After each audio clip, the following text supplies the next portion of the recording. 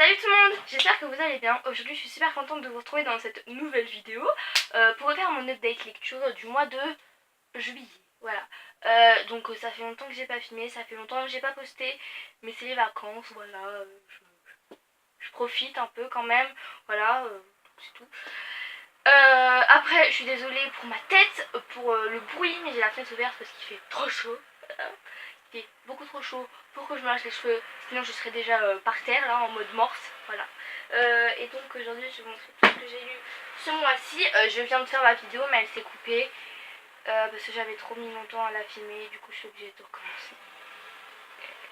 Voilà, donc oh, la pile que j'ai.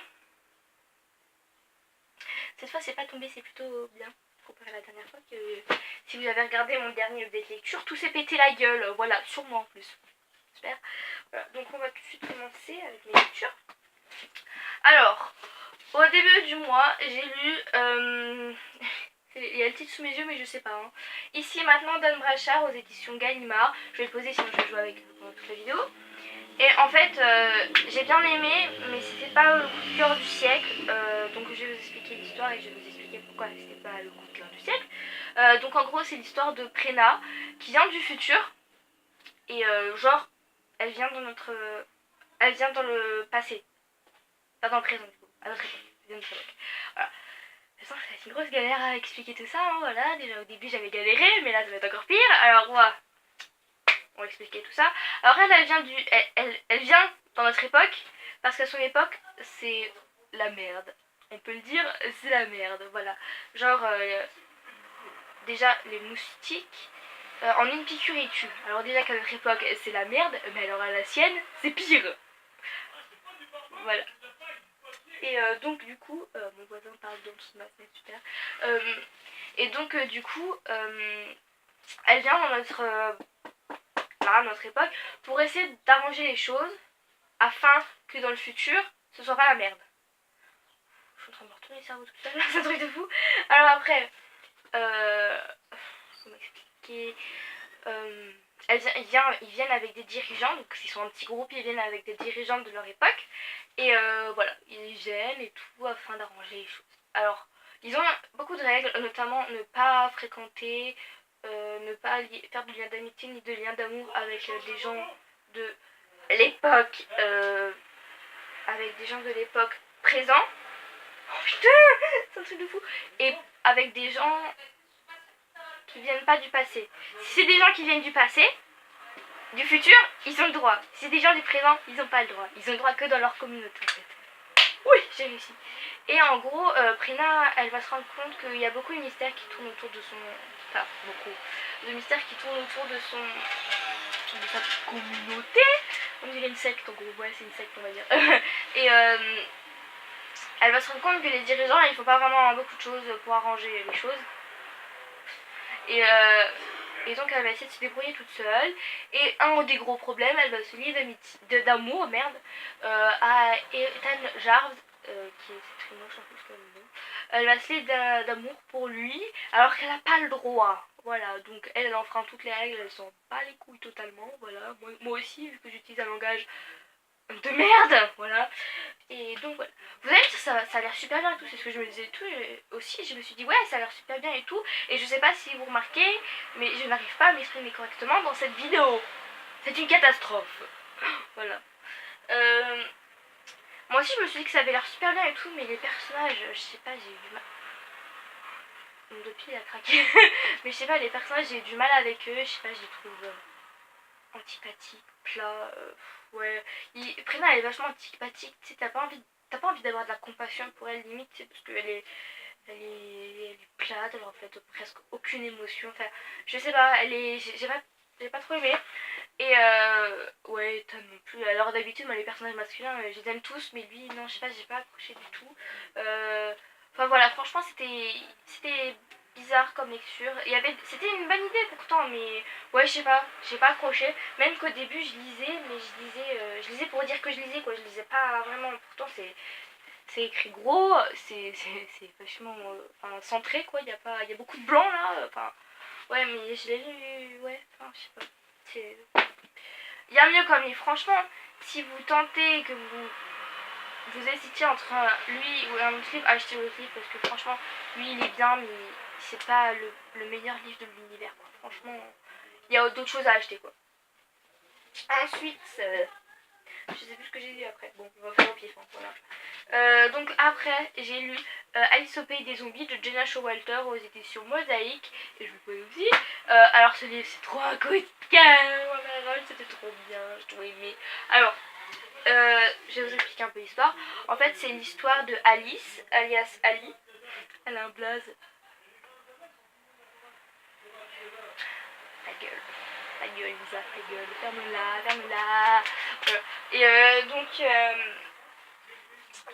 Ali, elle a un père son père, il est vachement parano. Il est un peu pas bien dans sa tête. Voilà, on peut le dire. Parce qu'il croit que la nuit tombée, il y a des monstres. Comme les petits enfants qui croient qu'en dessous de leur lit, il y a un monstre. Bon, lui, il croit pas que c'est en dessous de son lit, mais il croit qu'il y a des monstres. Alors, toi, t'es là, tu fais... t'es là au début du livre et tu fais... Faites-lui arrêter la drogue, s'il vous plaît. Faites-lui arrêter la drogue à ce monsieur, voilà. Et donc, le soir, ils n'ont pas le droit de sortir, voilà. Donc, ils vivent un peu reclus chez eux, en mode vie de merde, voilà.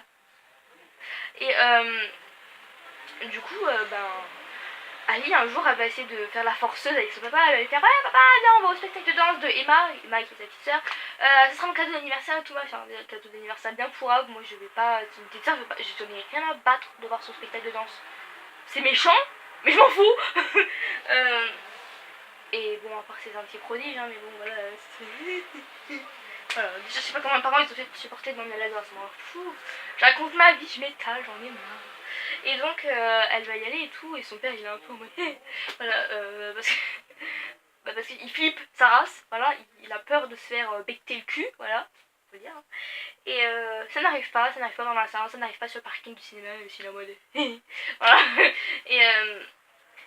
Et en fait à un moment ils ont complètement perdre les pédales au volant, et c'est le cas de le dire. Et il va se foutre dans le décor, et quand elle va se réveiller, Alice va voir que ses parents sont en train de se faire becter par des zombies. C'est mort, ça sort aussi. Donc elle va un peu entrer dans une dépression au bout d'un moment, mais c'est pas un moment, c'est pas vraiment les moments chiants, enfin c'est pas le moment où on s'ennuie, voilà, on s'ennuie pas dans ce livre. Et donc elle va vouloir venger la mémoire de ses parents et tout, elle va vouloir combattre les zombies avec une bande qui combat les zombies dans son collège, enfin dans son lycée pardon. Qu'elle est au lycée, et voilà, elle va aussi trouver un petit copain, mais bon ça dès les premières pages c'est très prévisible hein. Et personnage masculin que j'ai beaucoup aimé d'ailleurs. Ouais, enfin franchement c'était vraiment bien fait, c'était bien foutu et tout. Par contre le truc un peu bizarre c'est les zombies. Les zombies je sais pas, ils sont spéciaux, ils sont pas comme les zombies auxquels on s'attend, enfin ils sont pas... Ouais, c'est des zombies, mais pas pareil. Je sais pas comment expliquer. C'est pas des zombies banals, quoi. Voilà, ils ont une petite différence. Oh, ensuite, j'ai lu. Je suis en train d'essayer. J'ai lu The Dimension I Need You, la suite de Salle. Et donc de truc blanc là, voilà. Et je l'ai lu et j'ai trop aimé. Et je vais vous donner la seule raison de lire ce livre. Tyler. Voilà. Voilà, c'est tout.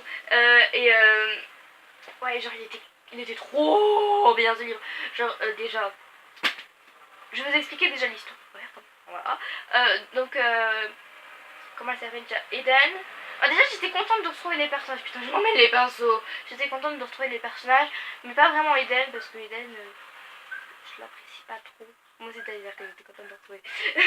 Et donc en fait dans ce livre, Eden va rejoindre Tyler à New York, qui est parti à New York pour des raisons professionnelles, et il me dit ouais viens passer les vacances chez moi et tout, et elle comme elle est faible elle y retourne, voilà. Et donc madame y va et tout machin, et évidemment vous vous doutez bien que ils vont se tourner autour, ils vont retomber amoureux, enfin voilà. C'est quand même 2 ans se sont écoulés depuis l'été mortel on va dire.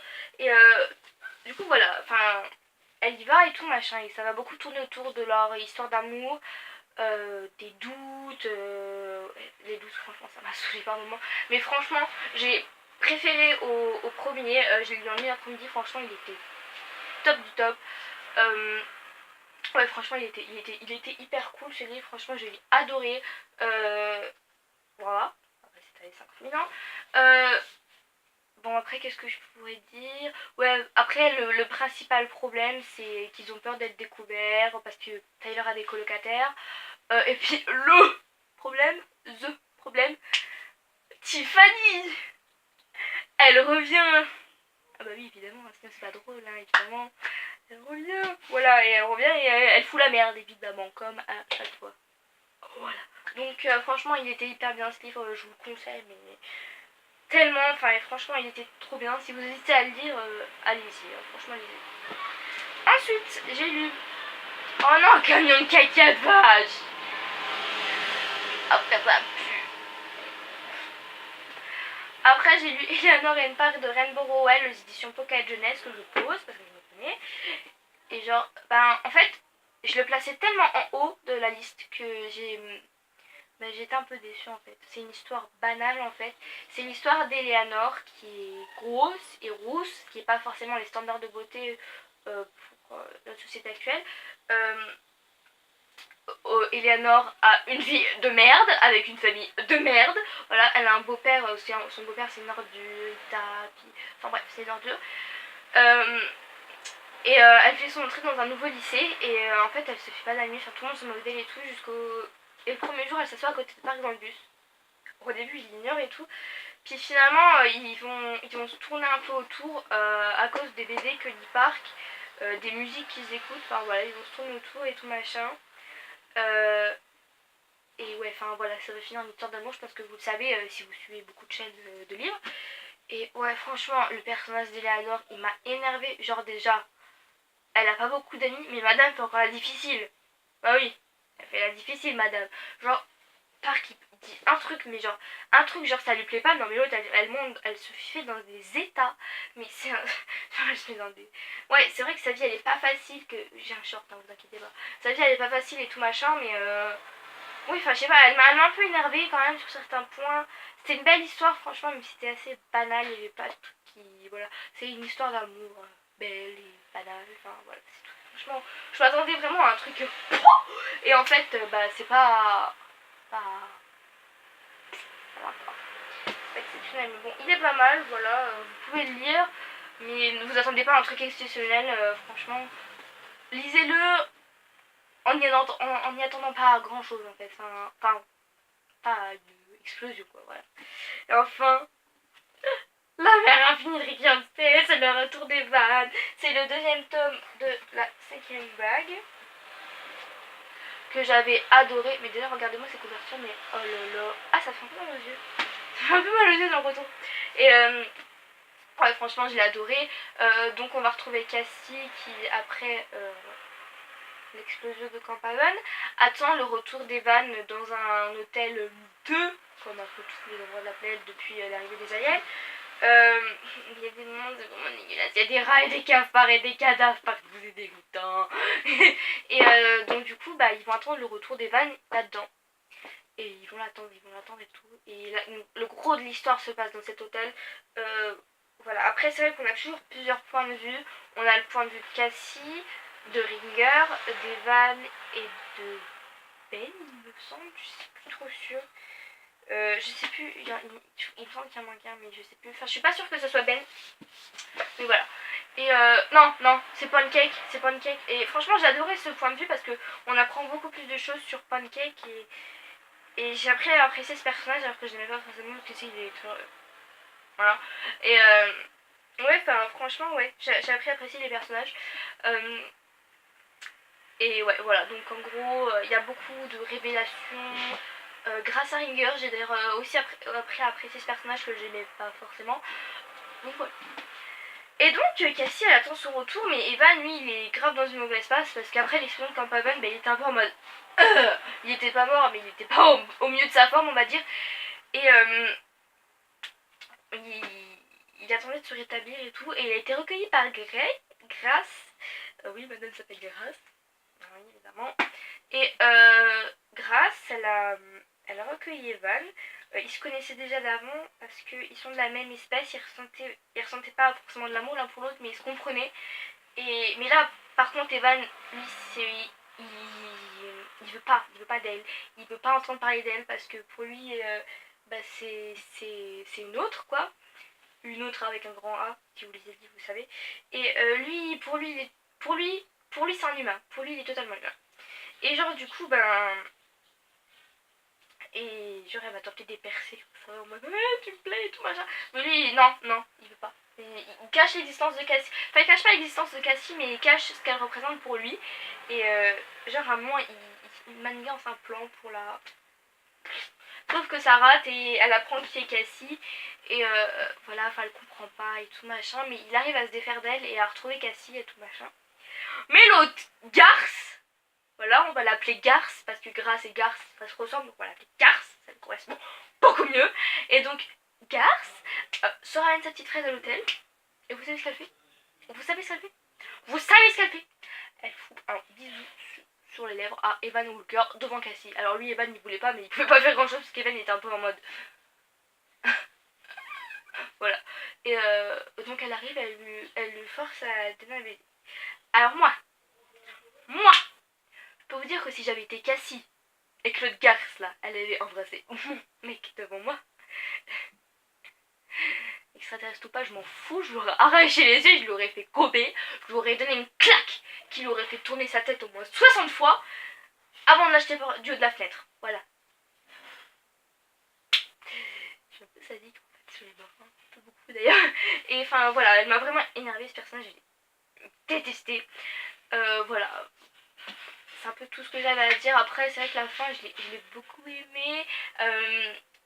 Les points de vue de Ringer aussi, je les ai beaucoup aimés. D'ailleurs, il y a l'entrée d'un nouveau personnage que j'ai aussi beaucoup aimé qui s'appelle Razor. Enfin voilà, vous comprendrez tout ça en lisant aussi. Franchement, c'est une bonne suite et je vous conseille de les lire parce que franchement, ils sont trop trop bien. Si vous connaissez pas encore la 5ème vague, je vous conseille de les lire. Moi je vais vous dire, hein, c'est encore Chloé, Chloé elle me fait découvrir des tas de trucs. Et Chloé elle m'a dit oui la 5ème vague c'est trop bien et tout, du coup je l'ai écouté et j'ai lu. Et maintenant à cause de toi Chloé, bah voilà, je vais encore devoir dépenser des sous. Voilà, merci, vous voyez déjà Hunger Games, merci, voilà. Mais merde. Donc voilà, la vidéo est terminée.